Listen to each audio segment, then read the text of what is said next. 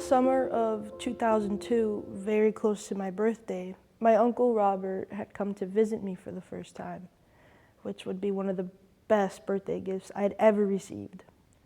My grandmother tells me he was away on vacation, but my mother tells me differently, that he's just gotten out of jail. I never asked, and I never will.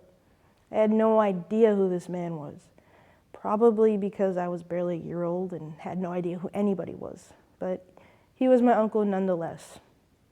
To this day, my mother always photographed mementos of our lives. I have boxes filled with photos from her college days to when I was a toddler. And this was the first picture taken when I met my uncle.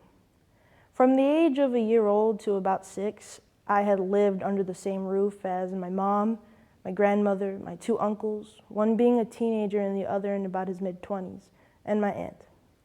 But to be honest, I don't remember much about the people more than I do the house. My family always had friends over or random family members, but you could always find me attached to my uncle's hip.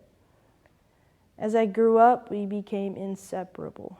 He was the father figure I believe I needed in order to become who I am today. Growing up, my uncle definitely took the mantle of being the one to give me those cheesy life lessons, but it really paid off. He taught me to stand up for myself when I would get bullied throughout middle school and some of high school. He taught me to be nobody but myself when I had finally come out to my family. And he even taught me to drive, even if I am an anxious mess when I get in the driver's side. To this day, he's the tough love type of guy, and it does get on my nerves when he thinks that's the way to get me to listen, but I'll always be grateful for him. I'd rather have his arrogance over having no one there for me at all.